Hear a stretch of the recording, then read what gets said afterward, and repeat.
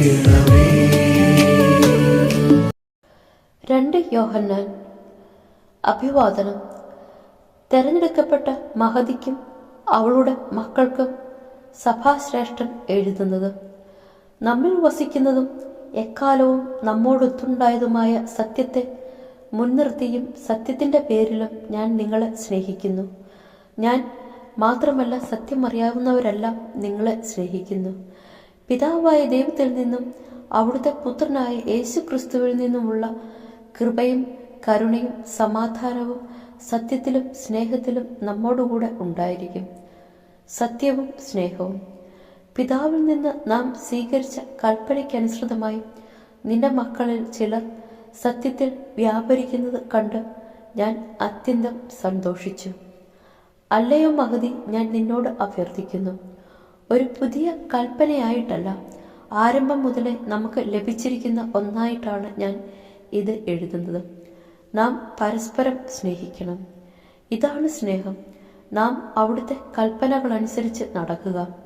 കൽപ്പനയാകട്ടെ ആരംഭം മുതലേ നിങ്ങൾ ശ്രവിച്ചിരിക്കുന്നത് പോലെ സ്നേഹത്തിൽ വ്യാപരിക്കുക എന്നതും. വളരെയധികം വഞ്ചകർ ലോകത്തിലേക്ക് ഇറങ്ങിയിട്ടുണ്ട്. യേശുക്രിസ്തു മനുഷ്യ ശരീരം ധരിച്ചു വന്നു എന്ന് സമ്മതിക്കാത്തവരാണ് അവർ.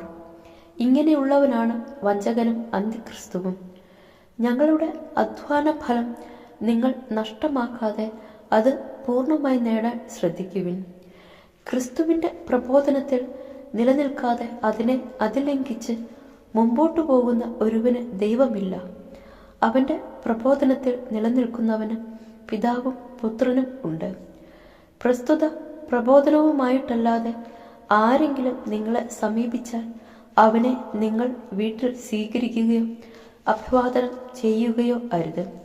എന്തെന്നാൽ അവനെ അഭിവാദനം ചെയ്യുന്നവൻ അവൻ്റെ ദുഷ്പ്രവൃത്തികളിൽ പങ്കുചേരുകയാണ്.